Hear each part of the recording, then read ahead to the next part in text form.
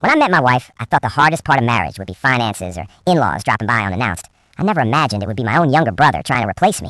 From the first time I brought her home, my brother acted strange. He was 17 then. He'd hover around her, crack jokes that weren't funny, and tell people she was his backup plan. My parents brushed it off as harmless teasing. He admires you, they'd say. Take it as a compliment. It didn't feel like admiration. He'd copy my clothes, bought the same sneakers, started styling his hair like mine, even switched his college major to match what I studied. If I changed my beard, he changed his. When I mentioned it to my mom, she laughed and said siblings imitate each other all the time. Things escalated after our wedding. He started texting my wife inside jokes that she didn't understand, showing up at our apartment unannounced, standing a little too close when we were all in the kitchen. Once, during a family dinner, he put his hand on the small of her back and didn't move it until I stared him down. I confronted my parents privately. My dad sighed and told me I was being insecure. My mom said I was projecting my jealousy onto him. Somehow I was the problem. The breaking point happened during a weekend trip to my parents' cabin. My brother barely spoke to me, but followed my wife everywhere, offering to carry her bag, asking her to go for walks, insisting they take photos together.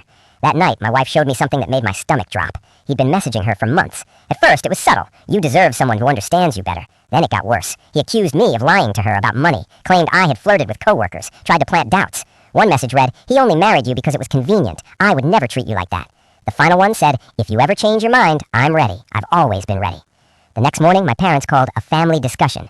We sat in their living room like we were about to negotiate a business deal. My brother looked devastated, red eyes, shaky voice. My parents sat on either side of him like defense attorneys.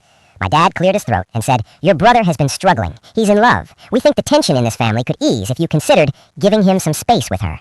I honestly thought I misheard him. My mom added, you've only been married 2 years. It's not like you have children. Maybe you rushed into this. I felt like the floor dropped out from under me. They weren't telling him to back off. They were asking me to step aside. My wife stood up before I could speak. She calmly handed my dad her phone and told him to read the messages. He scrolled for less than a minute before handing it back. He's emotional, my dad said. Young men say dramatic things.